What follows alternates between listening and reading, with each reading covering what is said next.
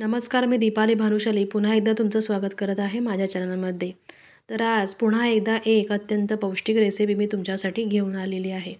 तर बघा, जास्त वेळ न घालवता आपण सुरुवात करूया. फोटोमध्ये तुम्ही बघताच आहात, मेथीचे थेपले मी इथे बनवलेले आहेत आणि ही रेसिपी मी तुमच्यासोबत शेअर करत आहे.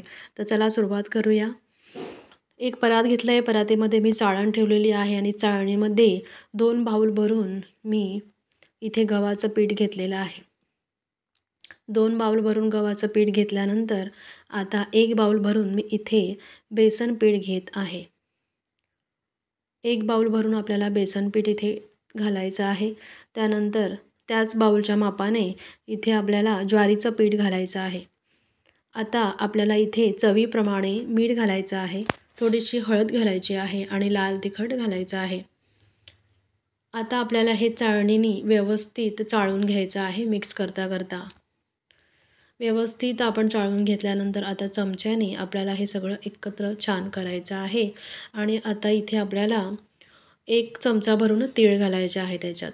आणि बघा, इथे मी 1 जुडी मेथीची घेतलेली आहे, 1 पूर्ण बाऊल भरून, आणि व्यवस्थित स्वच्छ 2 वेळेस धुवून साफ करून मी इथे मीडियम आकारामध्ये ती कापलेली आहे आणि या पिठासोबत मी ती व्यवस्थित मिक्स करून घेत आहे.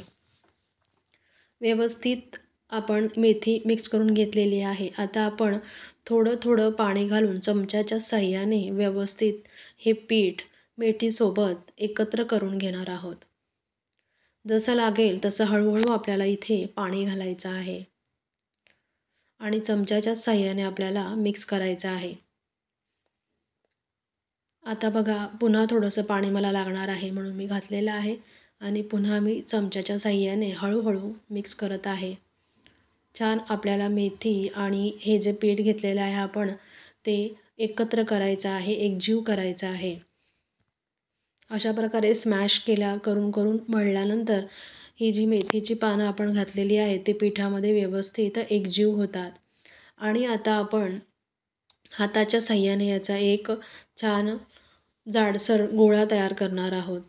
जसं लागेल तसं पाणी आपण थोडं थोडं यात घालायचं आहे. मी पुन्हा चमच्याच्या साहाय्याने 4-5 चमचे इथे पाणी घातलेलं आहे आणि आपल्याला घट्टसर इथे पिठाचा गोळा तयार करून अशा पद्धतीत घ्यायचा आहे.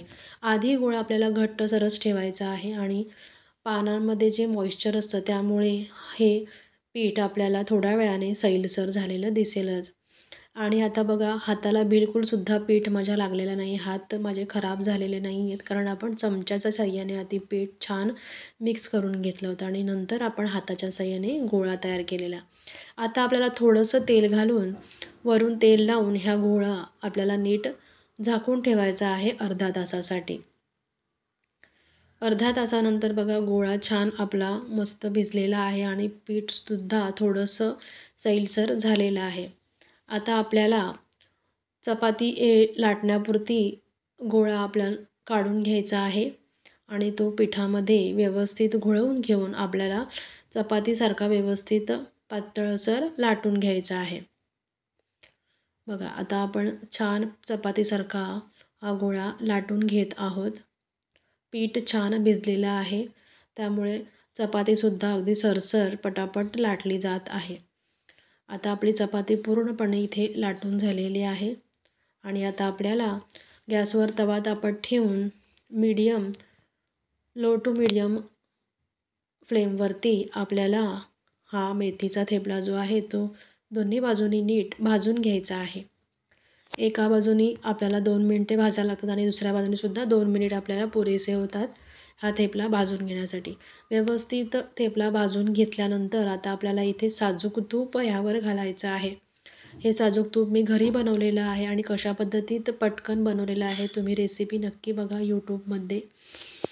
बघा, दोन्ही बाजूनी अशा पद्धतीने थेपला आपण भाजून घेतलेला आहे आणि याचा सुगंध खूपच सुंदर सुटलेला आहे, खूप यम्मी झालेला आहे. अशा प्रकारे मी या पिठाचे सर्व थेपले तयार करून घेत आहे. अगदी कमी वेळात आणि कमी साहित्यात खूप सुंदर थेपले तयार झालेले आहेत. तुम्ही बघा किती सुंदर दिसत आहे आणि इथे जी मेथी वापरलेली आहे, आमच्याकडे गावाकडे ऑर्गॅनिक गावठी मेथी मिळते, त्यापासून मी हे थेपले तयार केलेले आहेत. आणि हे थेपले अगदी 5 ते 6 दिवस छान टिकून राहतात, खराब होत नाही. त्यामुळे तुम्ही प्रवासात देखील हे घेऊन जाऊ शकता थेपले. चटणीसोबत खाऊ शकता, सॉससोबत खाऊ शकता. मुलांना आणि मोठ्यांना टिफिनलासुद्धा तुम्ही हे थेपले देऊ शकता. तर बघा, अशी सुंदर रेसिपी तुम्ही घरी नक्की तयार करून बघा. व्हिडिओ आवडल्यास लाईक, सबस्क्राईब, शेअर करायला विसरू नका. बघा किती छान सॉफ्ट थेपले इथे तयार झालेले आहेत. व्हिडिओ शेवटपर्यंत बघितल्याबद्दल धन्यवाद.